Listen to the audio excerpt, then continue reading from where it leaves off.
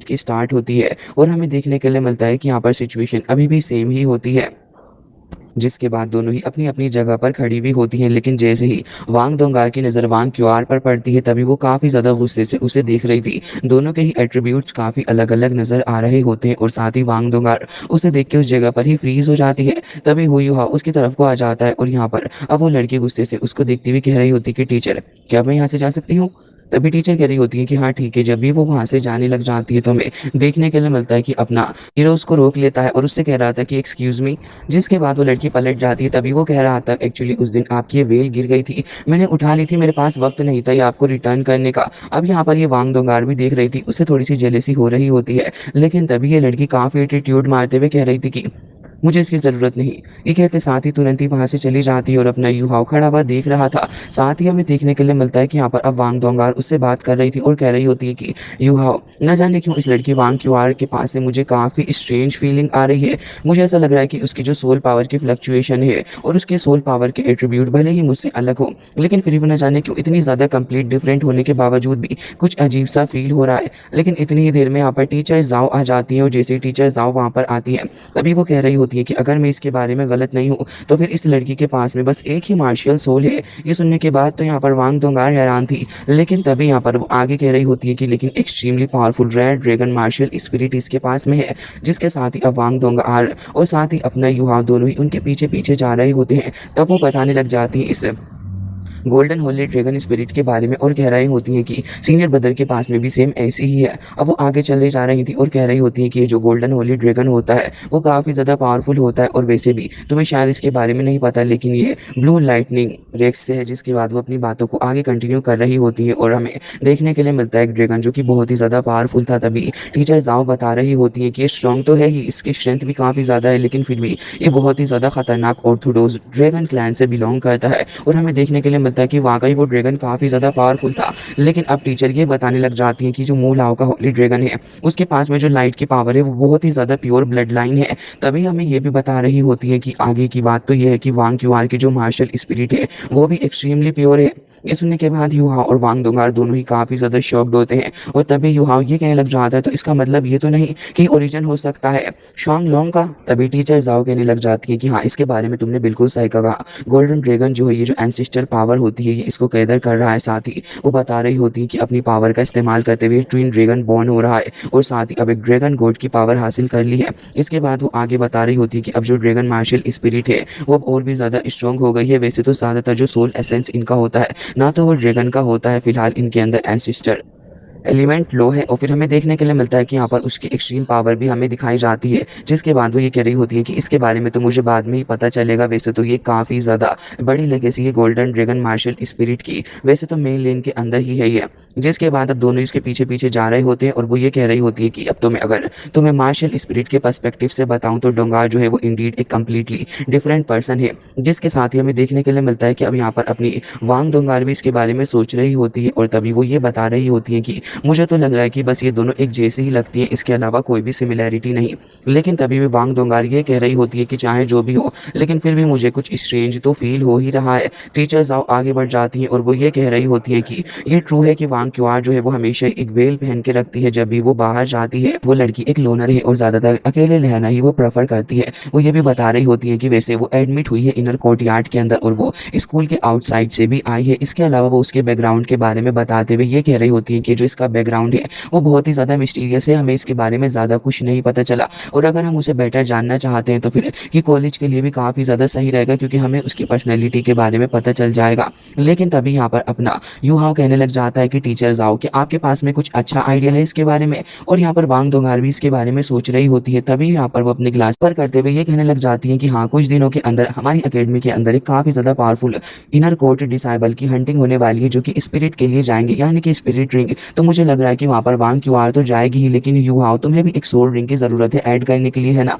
जिसके बाद वो युहाओ और वांग दोंगार दोनों ही एक दूसरे को देखने लग गए थे। अब हमें 3 दिन बाद का सीन दिखाया जाता है जहाँ पर हमें देखने के लिए मिलता है कि डिसाइबल अब गैदर होने लगे थे। वांग क्यूआर जो थी वो ऐसे ही साइड में खड़ी भी होती है क्योंकि उसे दूसरों से बात करने में कुछ खासा इंटरेस्ट नहीं है। युहाओ और वांग दोंगार भी आ जाते हैं और हमें देखने के लिए मिलता है कि चीफ को आके वो दोनों ही ग्रीट करने लगे थे। जिसके बाद दोनों ही एक दूसरे को देख रहे होते हैं। तभी युहाओ उससे पूछने लग जाता है कि आज तुमने इस बेल को क्यों पहना है। तभी वो कह रही होती है कि तुम्हें तो पता ही है कि वांग क्यूआर मेरी तरह लगती है और अगर कोई हमें देखेगा तो फिर वापस से सवाल पूछने लगेगा, इसमें भी काफ़ी टाइम लग जाएगा मुझे वापस से एक्सप्लेन करने में, इसकी वजह से मैं ये पहनकर आ गई। क्या ये कुछ अजीब लग रहा है?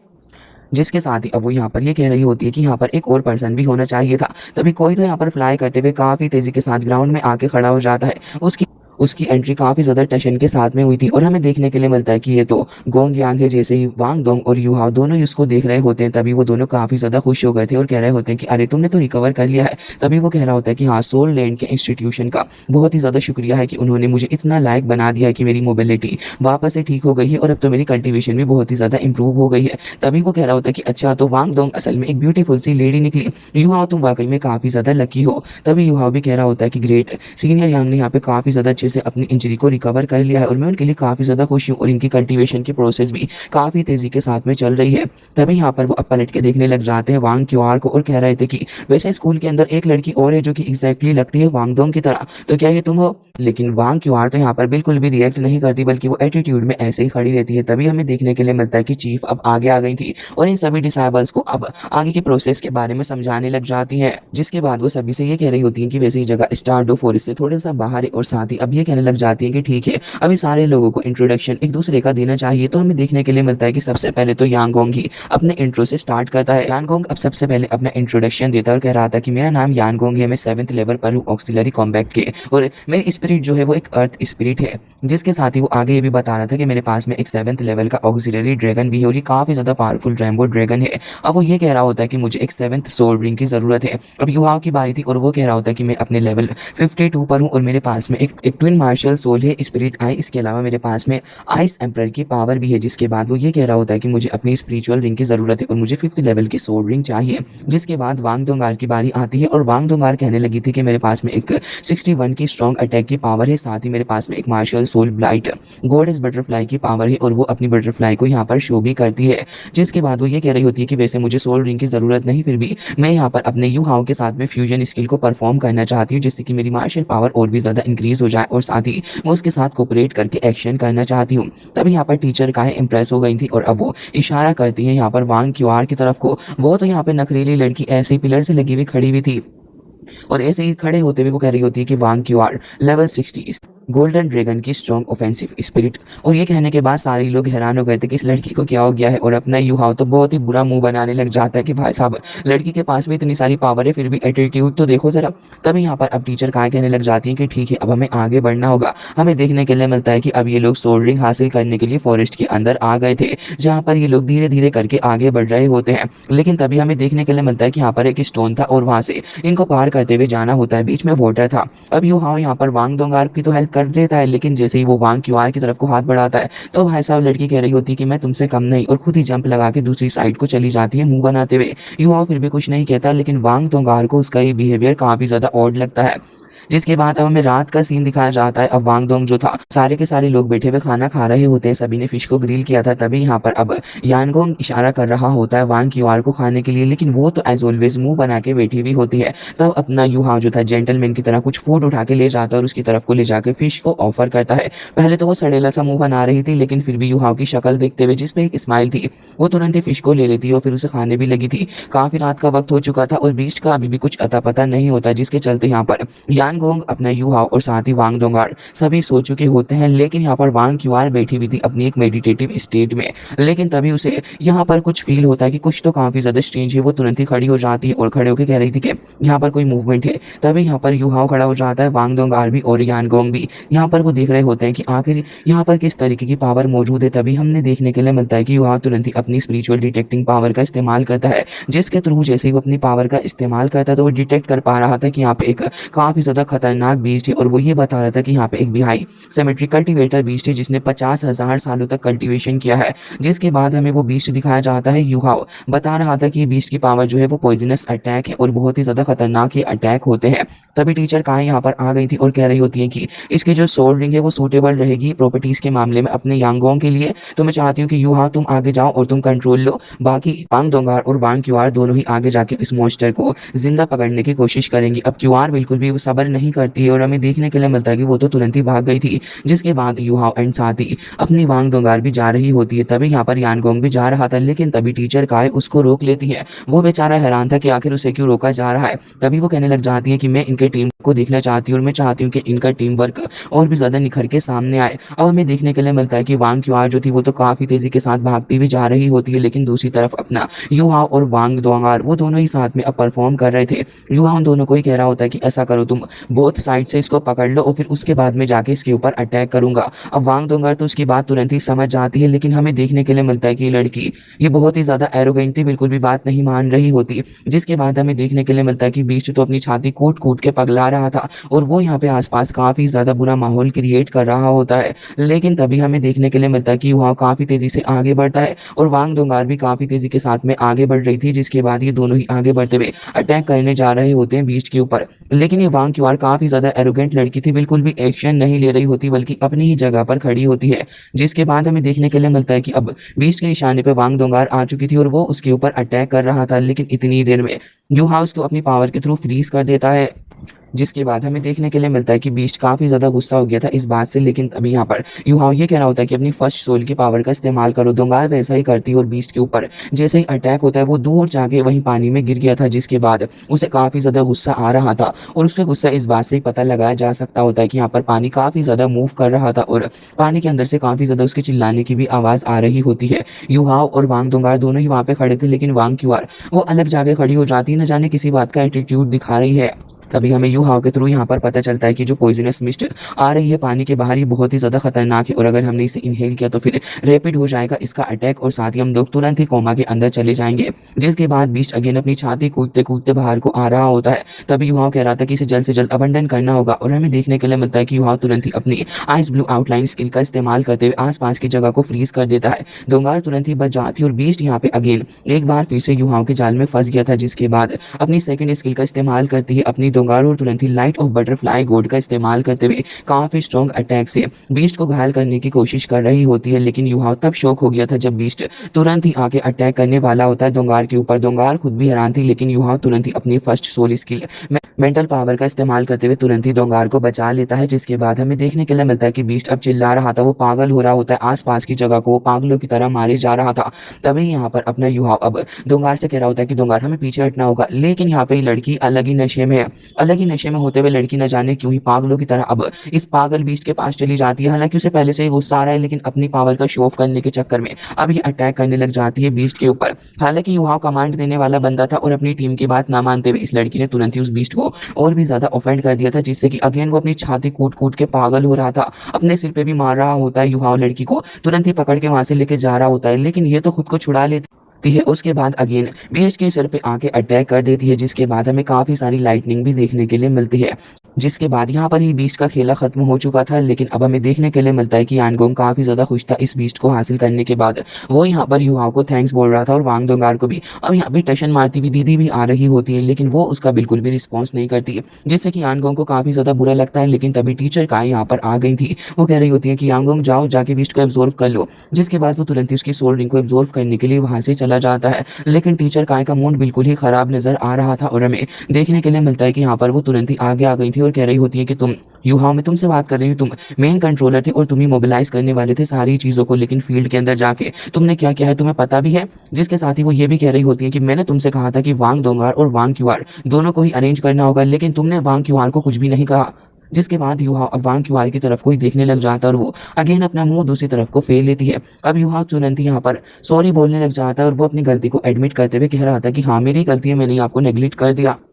लेकिन ये बात वांग दोंगार से बिल्कुल भी बर्दाश्त नहीं होती और वो कह रही थी कि आप पूरे तरीके से यूहाओ को तो ब्लेम नहीं कर सकती है, यूहाओ की गलती नहीं है। और वैसे भी जब हमें इस लड़की की पावर और एबिलिटी के बारे में पता ही नहीं तो भला हम कैसे इसको बताएंगे कि तुम्हें क्या अटैक करना है। यूहाओ यहाँ पर कोशिश कर भी रहा था, लेकिन इस लड़की ने अपनी ही चलाई, जिस बात से उसे बहुत ही ज्यादा गुस्सा आ गया था। टीचर काय को इसकी बात बिल्कुल सही लगती है। जिसके बाद अब वो ये कह रही होती है कि जो भी हो तुम्हारा और युहाओं का एक ग्रेट कॉम्बिनेशन है, लेकिन इसका मतलब ये नहीं है कि तुम दूसरे लोगों को इग्नोर ही कर दोगे और तुम टीम वर्क में काम नहीं करोगे। और वैसे भी मैंने तुम्हें पहले ही बताया था कि ट्रेनिंग के अंदर ये चीज़ें सबसे ज़्यादा ज़रूरी होती है, लेकिन ग्राउंड के अंदर आने के बाद तुम लोग टीम वर्क की इंपॉर्टेंस बिल्कुल ही भूल गए हो। ये सुनने के बाद अब वांग दोंगार को भी बुरा लग रहा था और अब टीचर बरसने वाली थी यहाँ पर वांग क्यूआर के ऊपर, जिसके बाद वो काफ़ी गुस्से से उसकी तरफ ही बढ़ रही होती है और कह रही थी कोऑपरेशन जो होता है बेटा जी वो म्यूचुअल होता है, लेकिन मुझे ऐसा क्यों लग रहा है कि तुम यहाँ पर बहुत ही ज़्यादा खुद को एरोगेंट समझ रही हो। इसके अलावा जब यहाँ पर तुम्हारे सोल मास्टर ने तुम्हें कमांड दे दी या फिर नहीं भी दी, तब तुम्हें इस चीज़ का खुद से ख्याल रखना चाहिए था, टाइमिंग के हिसाब से तुम्हें शॉर्ट करना चाहिए था और फील्ड के अंदर सिचुएशन को समझते हुए तुम्हें अटैक करना चाहिए था।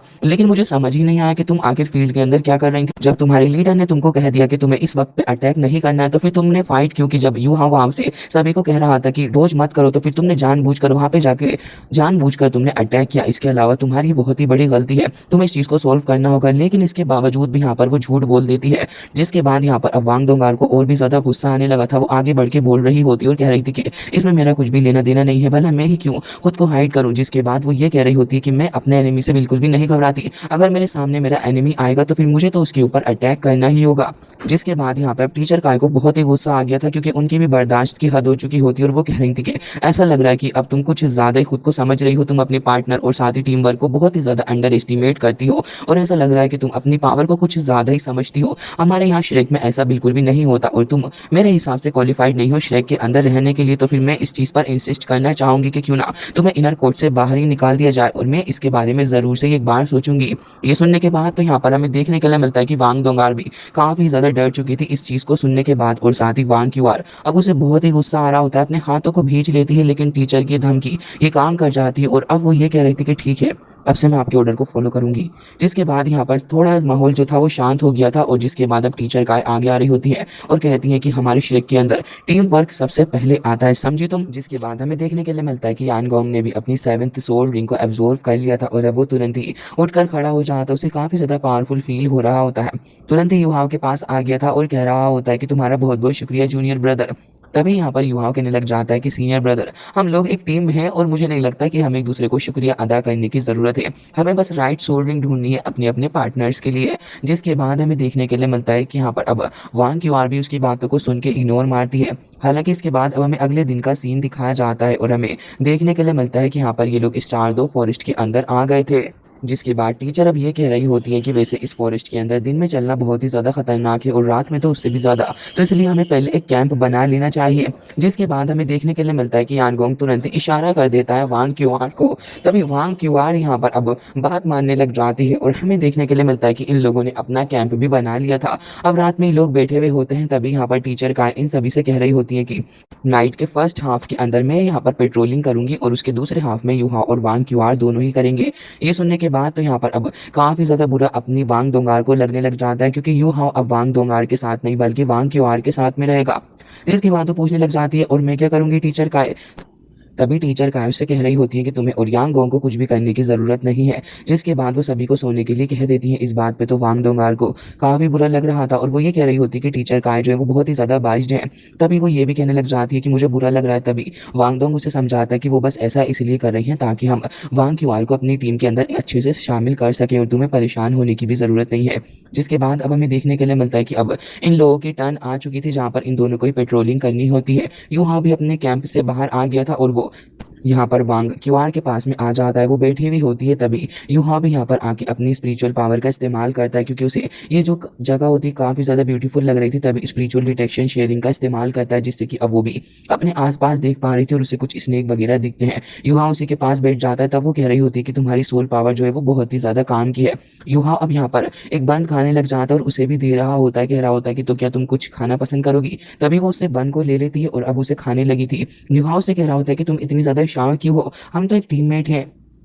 तभी यहाँ पर वो ये कह रही होती है कि टीममेट खा के टीममेट में यहाँ पर तुम्हारी टीम का पार्ट बनने के लिए नहीं आई हूँ। वैसे तो तुम्हारी टीम के अंदर तुम हमेशा ही मुझे अपने टीममेट की तरह ट्रीट करते हो, काफ़ी वार्म रहे हो तुम मेरे साथ में।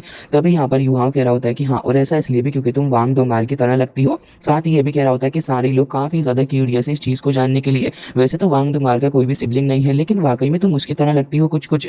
जिसके बाद वो कह रहा होता है कि छोड़ो इन सभी बातों को, और अब यहाँ पर काफ़ी ज़्यादा गुस्सा भी आ रहा होता है। इस बात को सुनने के बाद वांग क्यूआर को वो बन खाने लग जाती है, लेकिन जैसे ही वो खाती है उसे काफ़ी बुरा लगता है और फेंक देती है और कह रही थी कि आखिर गंदी सी चीज़ क्या है।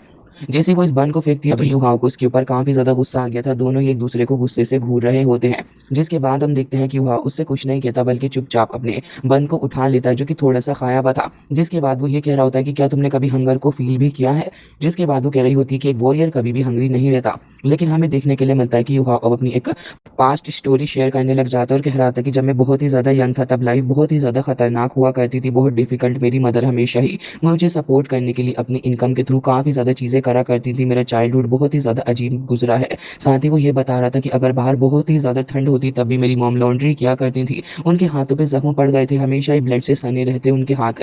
एक दिन ऐसे ही मैं काम कर रहा था तभी मेरी मदर आई और फिर उसके बाद वो एक दिन मेरे लिए इस बन को लेकर आई थी। मैं बहुत ही ज़्यादा खुश था। मैंने मदर से कहा क्या आप इसे खाएंगी, लेकिन उन्होंने मना कर दिया। जिसके बाद मेरी मदर ऐसे किचन में काम करती रही, अपनी लॉन्ड्री वगैरह किया करती थी और मेरे लिए हमेशा ही वो एक बन लेके आया करती थी। जिसके साथ ये बन मुझे बहुत ही ज़्यादा अच्छा लगने लगा और हर रोज़ मैं इस बन को खाता था। लेकिन यहाँ पर हमारी सिचुएशन जो थी वो मुझे नहीं पता था कि ऐसी होगी, क्योंकि मेरे लिए एज अ चाइल्ड लाइफ बहुत ही ज़्यादा हैप्पी रही थी और मैं अपनी मदर के साथ बहुत ही ज़्यादा खुश हुआ करता था। भले ही लाइफ हार्ड क्यों ना हो, लेकिन फिर भी मदर के साथ मैंने बहुत ही ज़्यादा अच्छा वक्त गुजारा। लेकिन धीरे धीरे मदर की हालत ख़राब होने लगी। सुनने के बाद अब क्यों थोड़ी और क्यूरियोसिटी से भर जाती है आगे की स्टोरी को जानने के लिए। तभी युहा अब इस बन को रोते रोते खाने लग जाता है और अब उसे याद आता है कि कैसे उसकी मदर को किचन के अंदर सारे ही लोग ह्यूमिलिएट किया करते थे। सभी लोग उसके ऊपर लॉन्ड्री का काम थोप दिया करते थे। युहा बता रहा था कि वो धूके मेंशन के अंदर काम किया करती थी और जब भी वहाँ पर फूड बच जाता तो सारे ही लोग वहाँ से सारे फूड ले जाया करते। इवन अगर मेरी मदर थोड़ा फूड लेने की कोशिश भी करती तभी लोग उन्हें बहुत ही बुरे तरीके से ट्रीट किया करते थे।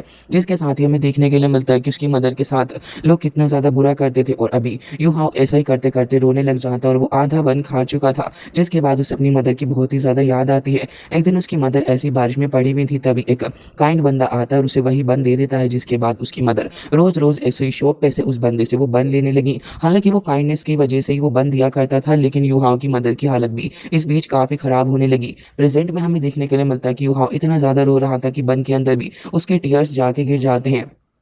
पास्ट में उसकी मदर बहुत ही ज़्यादा ख़राब हालत में थी। युहाओं के पूछने पर भी वो उसे कुछ नहीं बताती और प्रेजेंट के अंदर युहाओं के आंसू ऐसे ही लगातार टपक रहे होते हैं। एक दिन उसकी मदर ऐसे ही काम करते करते बेहोश हो गई और फिर वो वक्त भी आ गया जब उसकी मदर उसे छोड़ के चली गई थी। हालांकि उसे फिर पता चला जब वो बाहर की दुनिया में आया कि वो पैनकेक तो एक काइंड आदमी दिया करता था और फिर जैसे ही उसकी मदर चली गई तब उसके लिए लाइफ काफ़ी ज़्यादा हार्ड हो गई। जिसके बाद अगेन वो अपनी मदर को सड़कों पर चलते हुए याद करता कि कैसे उसकी मदर ने उसकी लाइफ को इतना ज़्यादा ईजी कर दिया था। जिसके बाद युवा काफ़ी ज़्यादा रोया करता था अपनी मदर के ग्रेव के पास। प्रेजेंट में लाओ की आंखों से आंसू नहीं रुक रहे थे, ऐसा लग रहा था जैसे बारिश की कोई झड़ी ही लग गई हो। लेकिन फिर उसे समझ आता है कि मदर अगर आज आप यहाँ पर होती तो मैं आपको प्रोटेक्ट भी कर पाता और आपको सपोर्ट भी कर पाता। जिसके बाद हमें इस बन की स्टोरी पता चलती है। अब युवा ये भी कह रहा था कि वो बेस्ट चीज़ है जो मैंने अपनी लाइफ में खाई। अब यहाँ पर क्यूआर उसके पास आ जाती है, उसके शोल्डर के ऊपर हाथ रखते हुए वो उस झूठे बन को ही ले लेती है और अब उसे खाने लग गई थी। युवा उसकी तरफ को देखता है तो उसकी आंखें बहुत ही ज़्यादा नम होती हैं, मतलब कि इसी मौके पर अब लड़की का दिल मेल्ट हो गया। हालांकि यहाँ पर सडनली आग बुझ जाती है और युवाओं को समझ आता है कि आसपास बहुत ही ज़्यादा खतरनाक बीच है, तो वो अपनी स्पिरिचुअल डिटेक्शन शेयरिंग का इस्तेमाल करता है और इसी के साथ ये एपिसोड हो जाता है।